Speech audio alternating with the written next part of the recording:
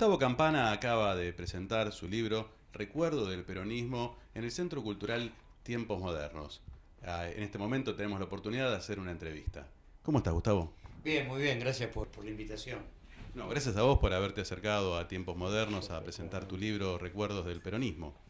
Primero es un lugar que uno considera casi su casa, un lugar donde uno encuentra a cualquier hora, cualquier día, compañeros que tienen que ver con su propia historia, compañeros que se han sumado en los últimos años. Así que es uno de esos lugares de referencia que uno tiene como casi como pequeño remanso en Vicente López. Recuerdos del Peronismo. Sí. ¿Por qué Recuerdos del Peronismo? Es el primer libro de una serie de libros de Funes el Memorioso, programa de la 750 que tiene 8 años y cerca de 200 programas. Entonces el primer libro compila 10 capítulos, 10 guiones que van del 43 al 56. Y entonces ahí vos tenés los guiones de 17 de octubre, Evita por Evita, El rastrojero como piedra basal de la industria pesada, Pensamiento Nacional, Peronismo y deuda externa, Discépolo, Pensamiento Nacional, Ramón Carrillo, y finalmente los últimos dos tienen que ver con el bombardeo a la plaza y los fusilamientos del 56. ¿Ramón Carrillo se reeditó con la quema de las cunas? Sí, es un proceso de desperonización muy similar, muy parecido. El tema del fuego para mí era algo que simbólicamente nos llevaba hasta Marta Ezcurra, que es la que termina desde la acción católica puesta por el golpe del 55 para terminar con la memoria de Carrillo. Casi como un complemento del decreto 4161. No lo puedo nombrar, no puedo cantar la marcha, no me puedo acordar quién fue Carrillo. Y para eso el fuego que termina con las sábanas, las almohadas, las frazadas de la Fundación Eva Perón y, como hizo Marta Ezcurra, tirar la sangre de los bancos de sangre de los hospitales porque había sangre peronista. Eso es una discusión muy tibia que tiene 60 años. Igual que Viva el Cáncer, igual que Cristo Vence. Es un nuevo capítulo del odio. Odio viejo con una matriz muy compleja, pero que no es más que un nuevo capítulo de esa historia. Yo suelo decir que los cabecitas negras del peronismo era la chusma radical de la que hablaba Crítica en la década del 20. Cuando llega el golpe de 1930 y a Irigoyen lo llevan a Martín García, Crítica dice que en el departamentito de Dos Ambientes de la calle Brasil, donde vivía Irigoyen, el tipo guardaba la guita, estaban las bóvedas. Y van, prácticamente queman parte del mobiliario, y la verdad que todo esto es una simbología que se repite hoy de una manera increíble, donde te aparece un operativo en la casa de Cristina porque una vecina dice: escuché ruido a caja fuerte, y con eso basta para que te caiga un operativo y allane tu casa. Bueno, algo parecido vivió Irigoyen en 1930. Para mí tiene que ver con lo mismo, ¿no?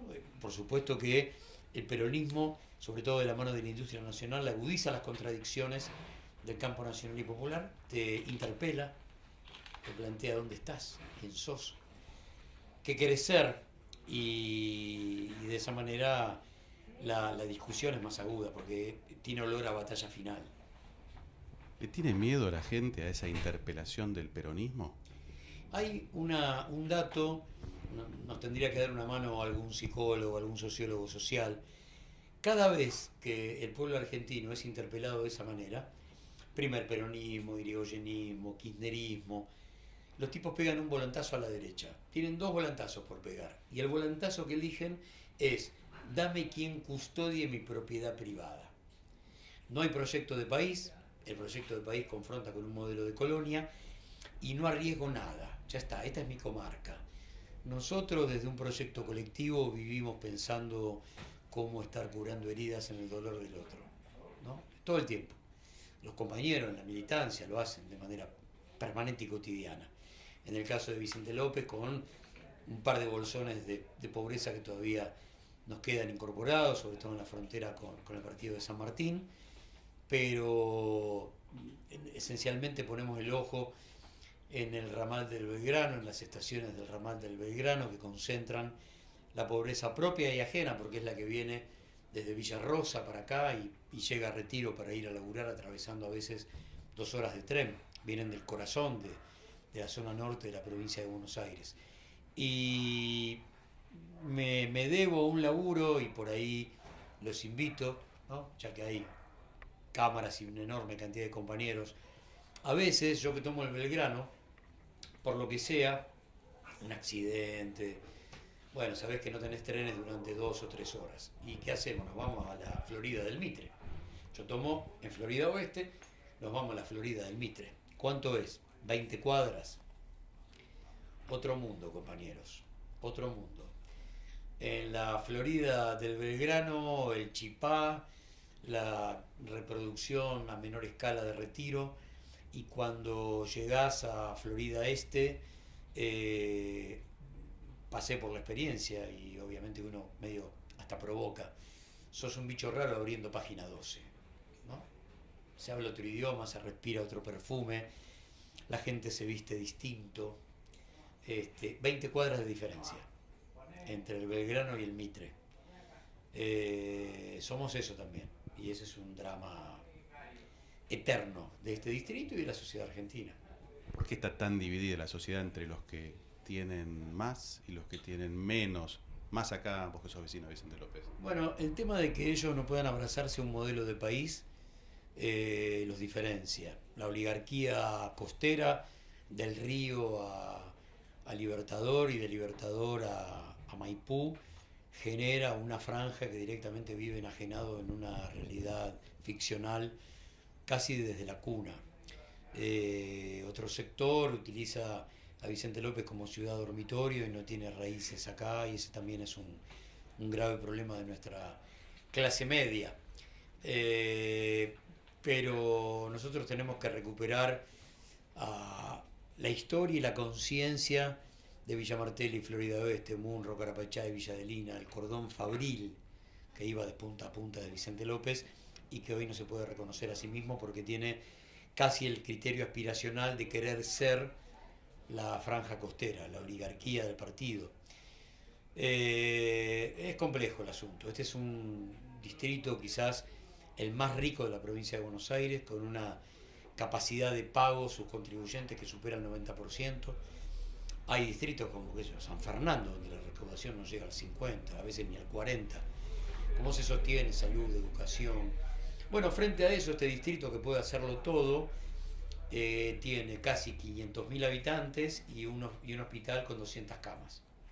Esa es una respuesta, porque es un sistema absolutamente expulsivo a nivel educación y salud, no preparado para un distrito que no lo utiliza, pero que tampoco te invita. No está preparado para invitarte, no quiere invitarte. Está cómodo con que este distrito en un 70-80% tenga prepaga u obra social. Y es muy interesante porque vos llegás a La Guardia, y La Guardia es del siglo XXI, y cuando pasás, el hospital ha tenido algunas mejoras en los últimos 3 o 4 años, pero hasta ese momento teníamos un hospital del siglo XIX, porque teníamos 20 camas de un lado, 20 camas del otro, en pabellones como el Muñiz cuando se inauguró, pabellones que no existen ni siquiera en el Argerich, que es del año 43. Claro, son hospitales pensados en la época que una cirugía ocular duraba una semana o 10 días. No, ni hablar.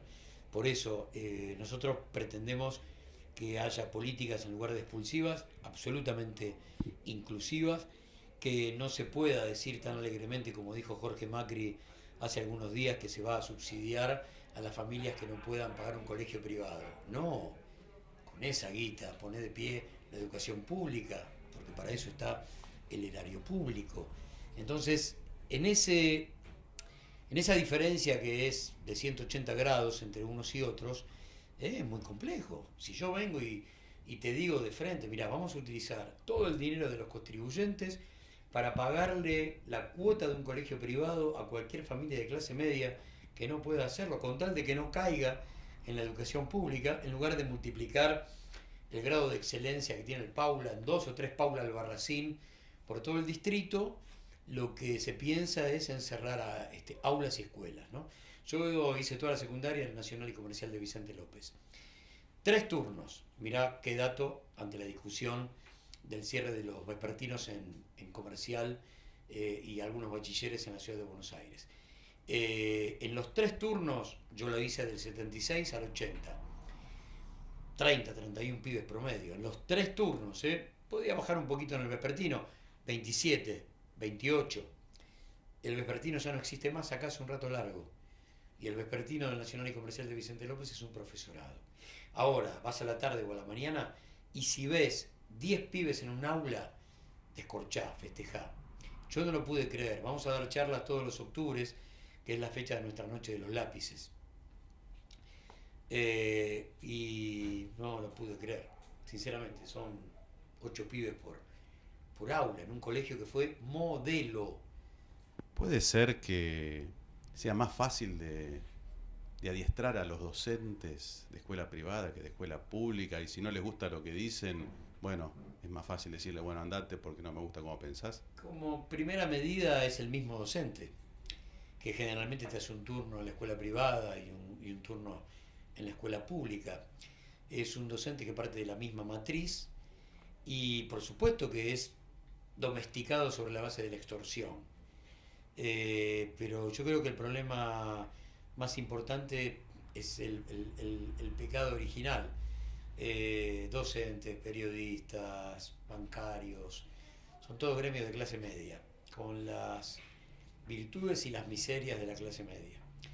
Que fíjate vos lo que hace, en cualquiera de esos 3 gremios, pero sobre todo en docentes y en la bancaria.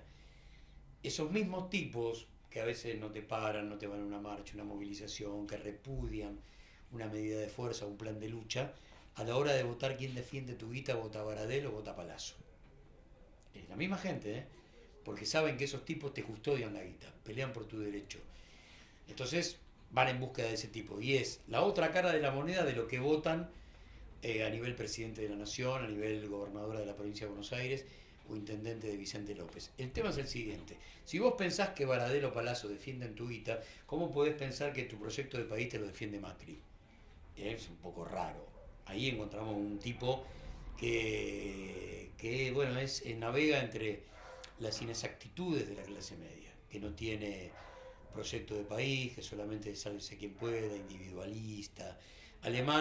Jorge Alemán define esto de manera notable. El neoliberalismo es una fábrica de subjetividades, es una fábrica de individualidades, no hay proyecto colectivo, no hay vecino, no hay el otro. Bueno, así es jodido, muy jodido. ¿Cómo hacemos entonces para revertir esa situación y lograr que el vecino se ocupe del vecino, que el docente se ocupe de la situación de otro docente? Ahora en este caso, el docente provincial diga, bueno, me solidarizo con el docente de la Ciudad de Buenos Aires cuando cierran los nocturnos. ¿Cómo se logra eso? Yo laburo recuperando la historia, creyendo que en el pasado están guardados todos los secretos del presente y el futuro. Otros compañeros van por otro lado y en la mixtura de todo lo que hacemos, me parece que... Mira, yo suelo contar, yo venía de Belgrano, yo vine acá en marzo del 76, Agustín Álvarez y Maipú, a hacer el secundario porque en Belgrano no había comercial de varones. Yo vivía en Amenábar entre Sucre y Echeverría, crema de la crema, pero vivía ahí porque mi viejo era el portero del edificio, no por otra cosa, éramos exiliados de Buedo en Belgrano, hice ahí toda la primaria. Y si algo fue un dato de equilibrio, un dato... esa era la escuela pública, ¿no? Kramer y Juramento, la Juan Bautista Alberdi, la 5 del distrito 10. Y cuando vine acá, yo sabía de dónde venía, sabía quién era mi viejo, por qué venía acá, y yo le preguntaba a mis compañeros, ¿y ustedes de dónde vienen? Y la mayoría de ellos me decía, 161 cartel rojo que dice Villa Martelli. Y la R se estiraba hasta el infinito porque era como un grito de guerra, como cuando a mí me gustaba decir que mi viejo era portero y no encargado porque portero sonaba a grito de guerra. Y entonces esos compañeros venían orgullosos del barrio obrero, de los hornos de ladrillo de Constituyentes, de la LI, de la Lombí, de tantas fábricas, de tantos talleres, de tantas pymes. Cuando hoy vamos a dar charlas a Villa Martelli y veo algún pibe adolescente, un poco más que adolescente, le pregunto a dónde vive. Siempre. Y el tipo me contesta, en Vicente López. Sí, está bien, no está mal. ¿Y Villa Martelli? Sí, pero bueno, Vicente López. Hace 42 años o ahora, un pibe de la Lucila nunca vivió en Vicente López, siempre vivió en la Lucila, porque en Vicente López vive el negrito de Villa Martelli, de Munro, de Florida Oeste, de Carapachá y de Villa de Lina. Entonces el problema no está en ese tipo, el problema es quién desclasó al nuestro, quién se encargó de separar de su historia a ese tipo que antes estaba tan cercano y hoy está tan lejano. Y ahí es donde, para mí, por deformación profesional, estoy convencido que los medios de comunicación desde hace 42 años vienen haciendo un laburo impresionante. Nunca visto antes en la historia argentina, porque nunca antes un tipo tuvo el 95% de los medios en el bolsillo, algo que estaría prohibido en cualquier país del mundo, empezando por la capital del capitalismo, que es Estados Unidos. El Washington Post en Washington no puede tener otra cosa que su versión papel, no puede tener una radio, no puede tener un canal de televisión. New York Times en Nueva York no puede tener un canal de televisión ni una radio. ¿Por qué? Porque se entiende que esos tipos tienen poder monopólico, absolutamente poder monopólico. Acá estamos viviendo una etapa donde el duelo entre la verdad y la mentira la gana, pero por nocaut la mentira, porque el dueño de la mentira es el dueño del 95% de los medios. ¿Y cómo se lucha contra eso? De esta manera, en el cuerpo a cuerpo, cuando nos encontramos con 200 o 300 compañeros en una charla. Nunca vi tantos periódicos digitales como ahora, nunca vi tantas radios por internet. Se pelea de esa manera. Yo creo que el cuerpo a cuerpo, recuperando el territorio, es una posibilidad, aún acá donde sabemos que de cada 10 tipos por ahí 11 nos putean, depende el barrio que tomemos de Vicente López, pero a estar preparado para eso, a gritar quiénes somos, quiénes fuimos. La mejor forma de explicar esto es: nosotros somos los dueños de la verdad. No le tengas miedo a eso, somos los dueños de la verdad. Eso se puede explicar, nos va a llevar un rato, suena por ahí muy soberbio, pero ellos son los dueños de la razón, porque la razón se impone con guita. Sos el poder real, tenés razón, porque le imponés.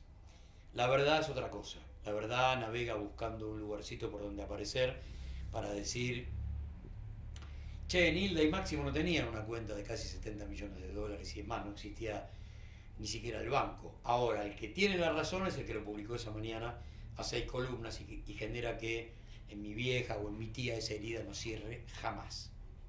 Eso es la diferencia entre la verdad y la razón.